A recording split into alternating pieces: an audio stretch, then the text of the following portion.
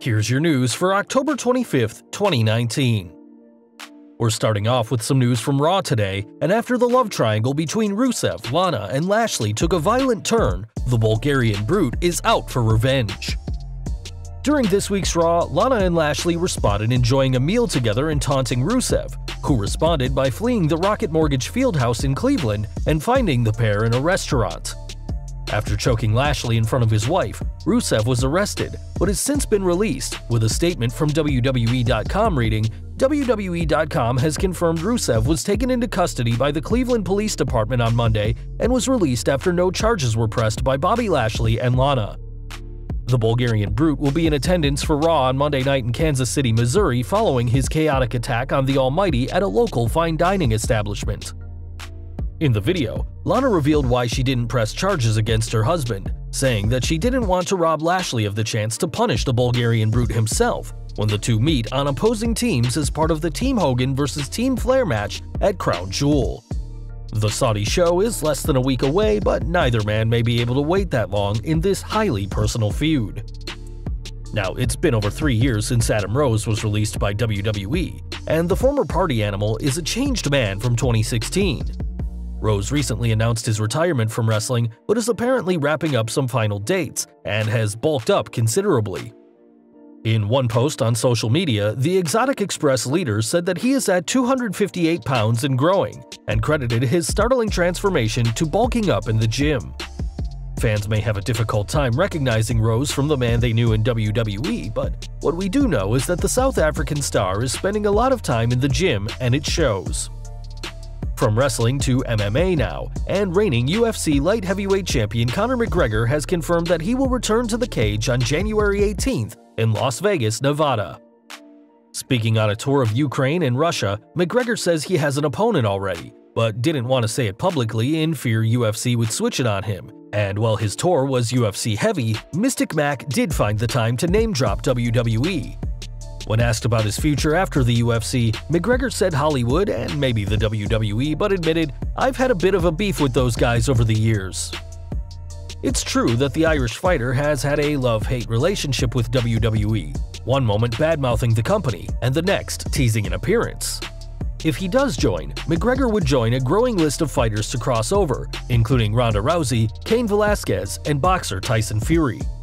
McGregor's fascination with WWE can be traced back to his beef with Sheamus in 2014, but given that McGregor has had his fair share of problems with the law recently, it's understandable why WWE would be hesitant to bring him in. More UFC news now, as TMZ reported yesterday that former two-division UFC champion Randy Couture is in intensive care in an LA hospital after suffering a massive heart attack. Details are scarce right now, but the reports say Couture suffered the attack after a workout at Jay Glazer's Unbreakable Gym and somehow walked himself to the hospital. One of the faces of UFC in its formative years, the 56-year-old fighter is a three-time UFC champion and known for his classic bouts against Tito Ortiz, Chuck Liddell, and Tim Sylvia, who he defeated in an underdog victory in March 2007. The fourth UFC Hall of Fame inductee, Couture would lose the heavyweight title to Brock Lesnar, starting the Beast's solo reign that'd last 707 days. Nicknamed The Natural, Couture would retire after being knocked out by Lyoto Machida at April 2011's UFC 129 event, ending his career with a 19-11 record in his late 40s. We here at SlatRock would like to send our best wishes to Couture and his family at this time, and hope he makes a full recovery. Back to wrestling now, and the Wednesday Night War continues in its fourth week where both companies have suffered a hiccup. Since the war between AEW Dynamite and NXT on USA started on October 2nd, each show has seen a decline in viewership each week, and this time was no different. AEW once again defeated NXT, getting a total of 963,000 fans tuning in, compared to WWE's 698,000, but both shows were expected to see a drop because they were up against the World Series and the start of the NBA season. AEW Dynamite dropped for its third straight week and NXT for its fifth, though neither company will have to deal with the World Series next week, so in theory, they should see an increase.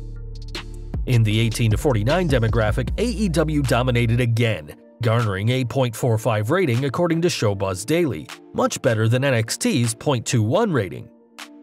Despite the decline, AEW was still the fourth most watched original cable telecast in the 18 to 49 demo, only being beaten by the two NBA on ESPN games and American Horror Story on FX, while NXT checked in at 21st on the night. For what it's worth, both Dynamite and NXT saw a small .01 gain in the 18 to 49 demo from last week's show, but that increase needs to be bigger soon.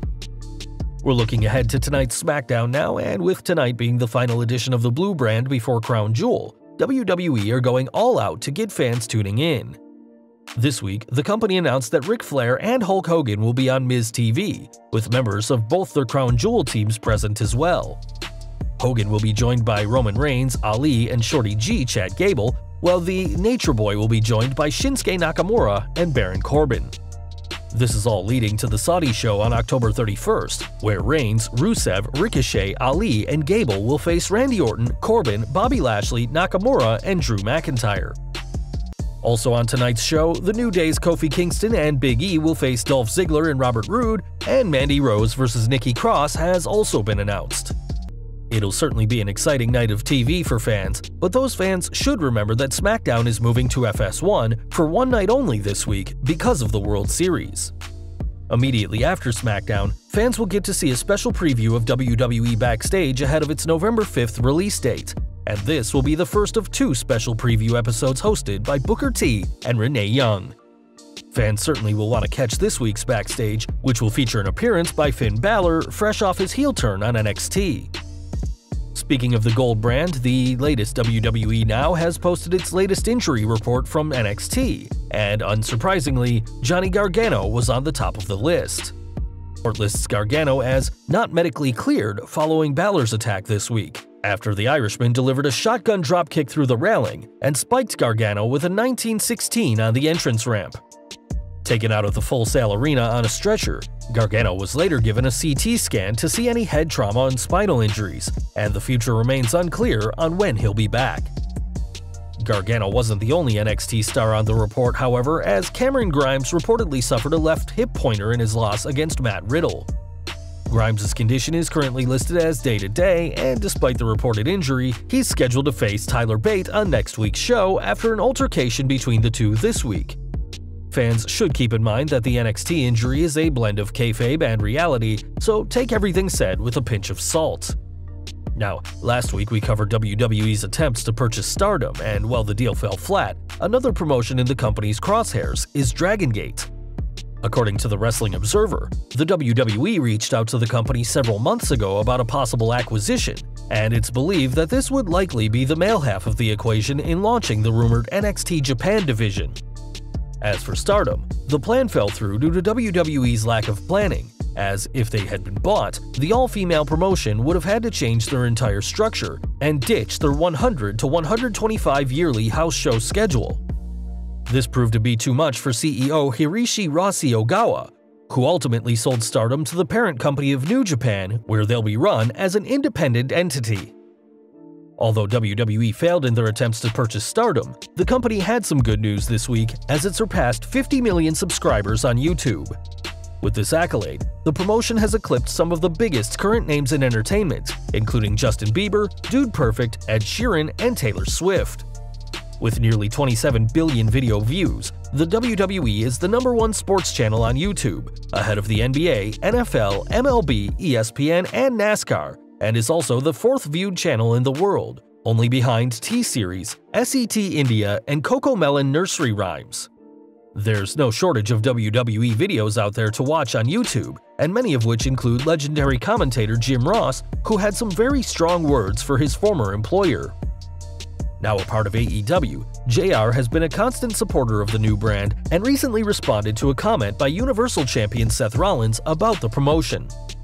When asked about a dream match against Kenny Omega, Rollins referred to AEW as the minor leagues, in what is just the latest odd comment by the babyface, who has made snide remarks about Jon Moxley and New Japan's Will Ospreay this year.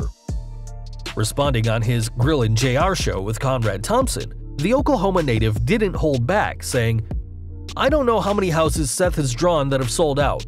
As another Hall of Famer has mentioned to me, it's not about the individuals being over or drawing the house or selling out, it's about the WWE brand selling out. Hence, the best illustration is WrestleMania. The brand name WrestleMania and the parent company, the big dog in the yard, WWE, is what sells tickets to WrestleMania under the auspices that they're going to deliver a special show, opponents and participants to be named. But Rollins, he's got a great spot, he's blessed, maybe someday he'll be as over as his girlfriend. I don't know, but nonetheless, I've always liked his work. He's a solid guy. He's a solid guy, but saying things like that make him look bad, and for that, I feel badly. I just do.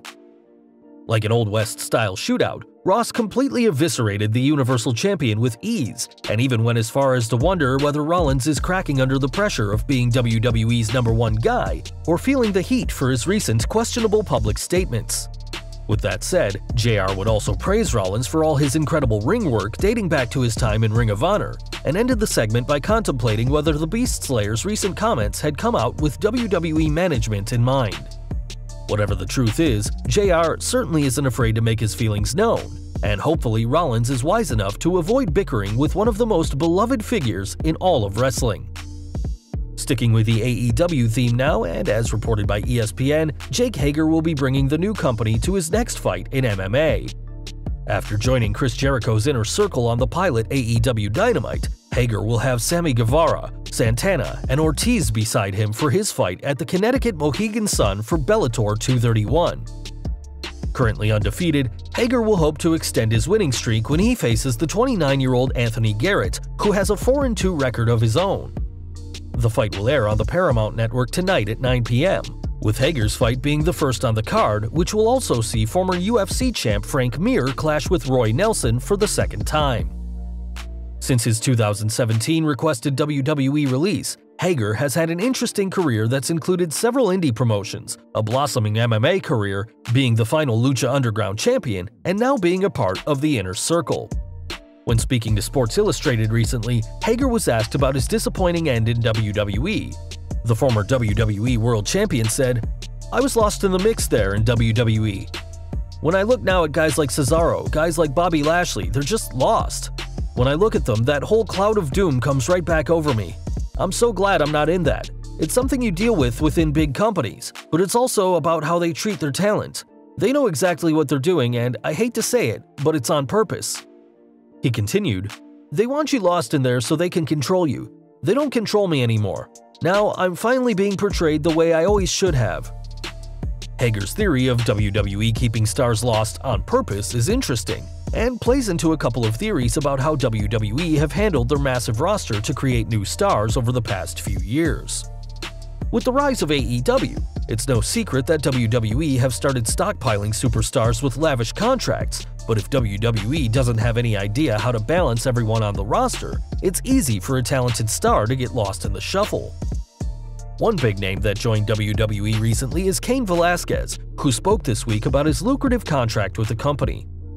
Speaking to Adam Giln, the former two-time UFC heavyweight champion revealed that his contract is for 3 years, which does leave the door open for multiple WrestleMania appearances if he stays healthy.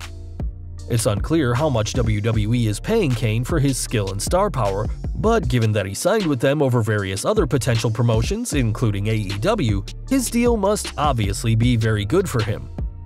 And finally today we're ending with some news from AEW as another match has been added to their Full Gear pay-per-view. After this week's Dynamite went off the air, the company set up Pac vs Hangman Page for Full Gear in what will be a physical match to say the least.